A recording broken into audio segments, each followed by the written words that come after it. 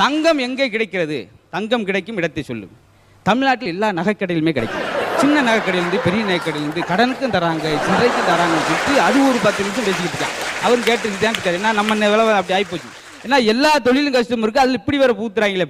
அப்புறம் சொன்னார், உலகிலே வற்றாத ஜீவன் நதி எது? கடைசி கிஞ்சில் உட்காந்துருக்க சுரேஷ் மூக்கு சார் அப்படின்ட்டுருக்கான். ஏன்னா கொருண்டு அப்படி வாலியை முன்னுக்கு வச்சோம்னா அரை மணி நேரத்தில் நிறைஞ்சிரும் போல. அவன் தான் அவன் தெரிஞ்ச அளவுக்கு அது ஒரு வேலை செலவழிச்சிருக்கான். அப்புறம் இமயமலை எங்கே இருக்கிறது? பாட புத்தகத்தில் 13ஆம் பக்கம் இருக்குது, வேற எடுத்து பார்த்துட்டுங்க.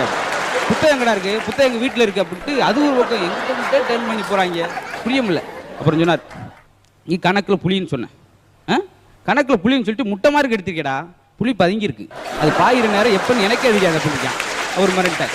எந்திரிமா பார்வதி, எந்திரி, ஹோம்ஒர்க் செஞ்சியா? செஞ்சேன் சார்.